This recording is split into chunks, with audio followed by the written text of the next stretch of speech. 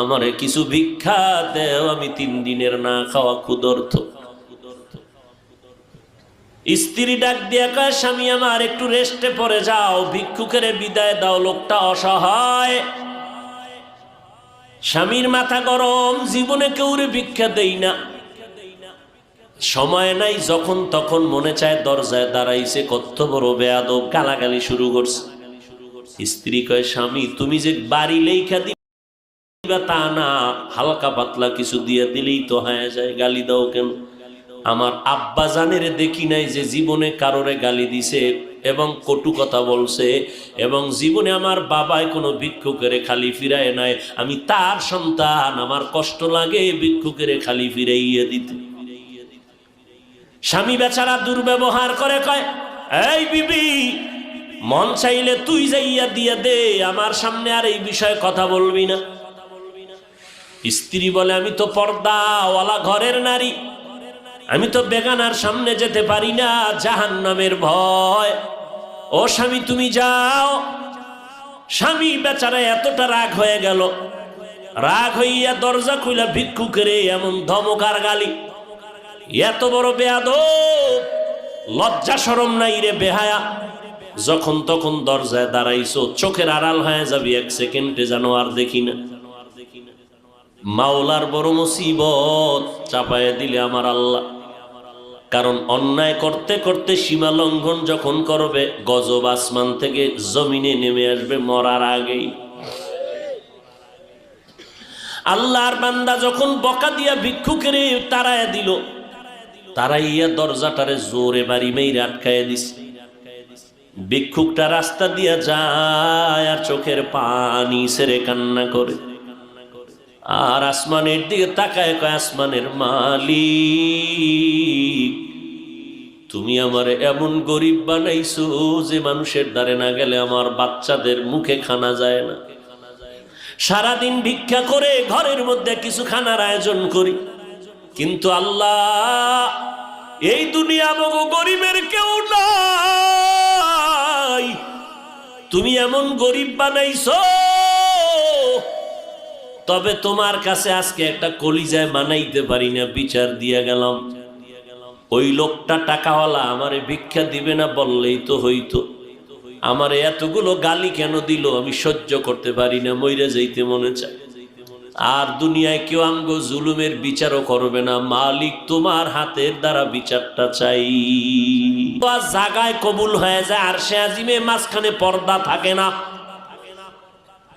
এবং কবুল হওয়া মাত্র গজব শুরু হয়ে যায়।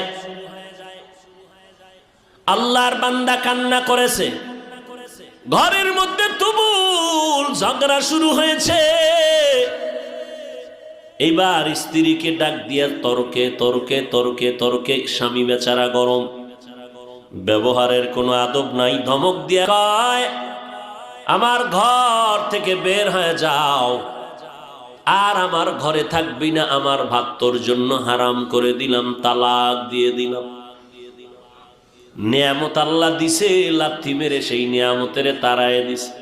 আমার আল্লাহর ওয়াদা, ওয়ালা ইন কাফারতুম ইন্না আযাবি লাশাদীদ, গাদ্দারি করবি, কঠিন শাস্তির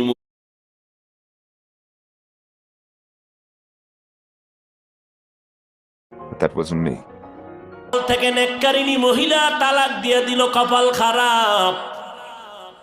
অনেক মানুষ গ্রামে কয় সুখে থাকতে,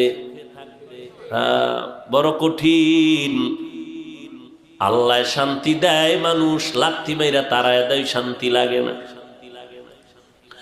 আল্লাহর বান্দি চোখের পানি ছেড়ে কান্না শুরু করলেন, কারণ জাতের মাইয়া যারা, জাতের অজাতের না, জাতের যারা মাইয়া, এরা টাকার দিকে তাকায় না, সম্মান আর ইজ্জতের দিকে বড় নজর করে। আমি জাতের মেয়ে, জীবনে কলঙ্ক আসবে কেন, স্বামী খারাপ পাই ভালো পাই, জীবনে আমার স্বামী হবে একজন আর কেউ না। কলঙ্কের বোঝা নিতে চাই না, কে তার কান্না থামাবে? বাধ্য হইয়া আল্লাহর বান্দি কান্না করে করে করে করে বাবার বাড়ি চলে গেল। ও বাবা, আমার কপাল খারাপ, আমার স্বামী আমারে বিদায় করে দিয়েছে। বিয়ার বর হতে আজ পর্যন্ত স্বামীর খেদমতে কোনো ত্রুটি করি নাই, কিন্তু এক গরিব ভিক্ষুকের সুপারিশ করতে গিয়ে আজ আমার তালাকের স্লোগান চলে আসলো। বাবাও বড় ভালো সন্তান, কন্যাকে সান্ত্বনা দিয়া কয় ধৈর্য ধারণ কর, কোরআন তেলাওয়াত কর, মালিকের ফয়সালার অপেক্ষায় থাক। দীর্ঘ 1টা বছর আল্লাহর বান্দি ঘরের মধ্যে পর্দা রক্ষা করে, কোরআন তেলাওয়াত করে, আর মাওলার দরবারে যায় নামাজে কান্দে। আল্লাহ, চাইছিলাম স্বামীটারে আমি হেদায়েতের পথে নিব, পারলাম না, কপালে নাই। আল্লাহ, তুমি এমন একজন স্বামী যদি আমারে কপালে রাখো, যেই স্বামী দিনদার হবে, একটা দিনদার স্বামী মিলায় দাও। দীর্ঘ 1 বছর পরে বিয়া হয়ে গেল, একজন দিনদার স্বামী পাইল। যদিও টাকা নাই, বাড়ি নাই, গরিব, কিন্তু আমার মাওলার বড় আশে। স্ত্রীর ওযুর পানিটা আগাইয়া দেয় আল্লাহ, স্ত্রীর গোসলের পানি আগায় দেয়, বাথরুমটা নিজে ধুইয়া দেয়, খানার প্লেটে গিয়া খেদমত করে, রান্নাঘরে গিয়া খেদমত করে। আল্লাহ, আমার মায়ার নবীর কেমন আদর্শ। আম্মা জান আয়েশা বলে,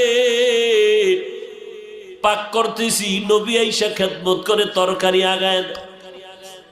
নবী একদিন বাজার থেকে রান্নার মাল কিনা নিজে হাতে কইরা নিয়ে যায়। একজন সাহাবী দৌড়ে কয়, নবী আপনি তো রহমতুল্লিল আলামিন, আপনি কেন নিবেন? ডাক দিয়ে কয়, সাহাবী, দায়িত্ব আমার, আমাকে পালন করার সুযোগ দাও, আমার দায়িত্ব পালন করতে হবে, আমি রহমতের নবী। এরে নবীর উম্মত, স্বামী এখন নামাজের আগে স্ত্রী কয় নামাজ পড়বা, রান্না বাড়ি বন্ধ। একবেলার নামাজও যেন টাইমের থেকে উল্টা পাল্টা না হয়। নামাজ পড়বা, এরপরে রান্না হলে হলো, না হলে নাই। খাইয়া দেয়া বড় শান্তিতে, মরিচ দিয়ে খাইয়াও বড় কলিজায় শান্তি। এবার আমার মাওলা কিছু আপন বান্দাদেরকেও মহাপরীক্ষায় ফালায়। এবার আল্লাহর পরীক্ষা শুরু হয়ে গেল। একদিনের ঘটনা, হঠাৎ দুপুর বেলা খানা খাইয়া স্বামী আর স্ত্রী রেস্টে যাবে, কথাবার্তা বলতেছে নির্জন ছোট ঘরের মধ্যে। আল্লাহর পরীক্ষা, দরজার সামনে আওয়াজ, একজন ভিক্ষুক ডাক দিছি, আমি ভিক্ষার জন্য আসছি, আমারে একটু ভিক্ষা দাও, আমি বড় ক্ষুধার্ত। আল্লাহর বান্দি চিন্তায় পড়ে গেল, সেই আগের পরীক্ষা না জানি শুরু হয়ে গেছে। আল্লাহর বান্দি এবার স্বামীকে বলবে দূরের কথা, স্বামী লাফ দিয়ে উইঠা কয়, বিবি এমন একটা টাইমে ভিক্ষুক আমার দরজায় দাঁড়াইছে, খানার টাইম, ভিক্ষা দিব পরের কথা, দেখো কিছু খানা দেওয়া যায়নি। ওই নিমক হারাম টাকাওয়ালারা গরিবের লাথি মারতে চিন্তাও করে না। অথচ মদিনার নবী বলেন, গরিবেরা ধনী লোকের 500 বছর আগে জান্নাতে চলে যাবে। আল্লাহর বান্দা বলে, বিবি দেখো।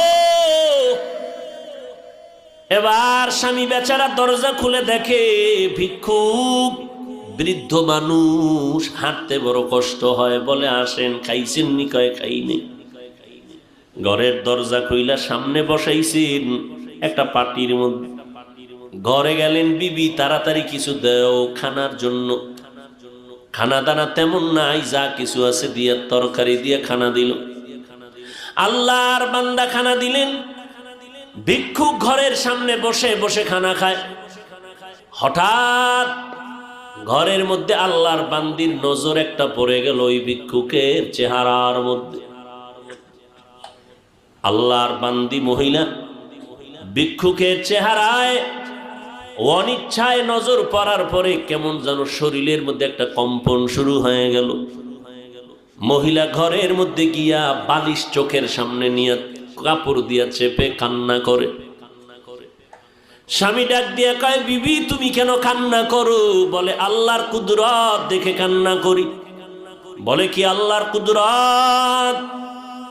বলে, ও স্বামী তুমি জানো না, যেই ভিক্ষুকটারে তুমি খানা দিয়েছো ওই ভিক্ষুকটার চেহারায় আমার নজর পড়েছে। আমার মনে সন্দেহ জাগতেছে, যেই লোকটা সামনের দরজায় বসা ভিক্ষার থালা নিয়ে আসছে আমার কেনই যেন মনে হয় আমার আগের স্বামীর চেহারার মতো দেখা যায়। এবার স্বামী বেচারা চোখের পানি ছেড়ে কান্না করে, বিবি গোপন রাখতে চাইছিলাম, বলতে চাইছিলাম না, যেহেতু তুমি ধরেই ফেলেছো শুনে নাও, মাওলা কিন্তু সীমা লঙ্ঘন পছন্দ করেন না। তোমার মতো একটা নেককারিনী বিবি পাইয়া ওই স্বামী তোমার ঠিক আছে, তোমার মতো বিবি পাইয়া শুকর আদায় করে নাই, গাদ্দারি করেছে, জুলুম করেছে, আল্লাহ বেজার হয়েছে। বলো বিবি, তোমার ওই স্বামীর সাথে দূরত্ব কেন হয়েছিল? বলে একটা ভিক্ষুকের ভিক্ষাকে কেন্দ্র করিয়া আমার স্বামী গালাগালি করেছে, ভিক্ষা দেয় না, আমার আল্লাহ বেজার, তালাক দিয়েছে। আল্লাহর বান্দা ডেকে বলে, স্বামী বিবি আমার মাওলা যে কেমন দয়াময় মালিক, আমার আল্লাহ কেমন দয়াময়, কেমন রহমান, আমার আল্লাহ বড় দয়াশীল, আমার আল্লাহর মতো দয়াময় কেউ নাই। ওই স্বামীর ঘরে তুমি যেদিন ছিলা, ভিক্ষুক গিয়া ভিক্ষা চাইছিল, তোমার স্বামী কি ব্যবহার করেছিল? বলে, ও স্বামী আমার ওই পুরুষটা চূড়ান্ত গালাগালি করে ভিক্ষুকের কাঁদাইছে। এবার ডাক দিয়ে কয়, বিবি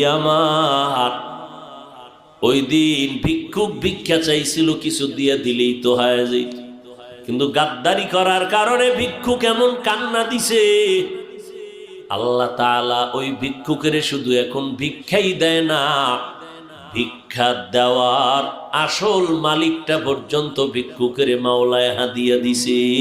ওই দিনের ভিক্ষুক আর কেউ না, আমি স্বামী ছিলাম ওই দিনের ভিক্ষুক। আমি আমার মালিকের কাছে কান্না করার কারণে আজ আমারে আল্লাহ শুধু ভিক্ষাই দেয় নাই, আল্লাহ তাআলা ভিক্ষা দেওয়ার পুঁজি বড় মুক্তার দানা তোমাকে আল্লাহ আমারে হাদিয়া দিয়েছে। শুকরে নেমাত নেমাত আফজু কুনাত, কুফরে নেমাত আজকাফত বিরু কুনাত, হামদুলাকা শুকরে লাকায়া জুলমিনান, হাজিরিয়া নাজরি বরহালে মা। এর যুবক, বুড়া হওয়ার আগে যৌবনটারে বড় নেয়ামত মনে করিয়া কদর কর, বয়স হওয়ার আগেই তোর যৌবনটারে গুনাহ করি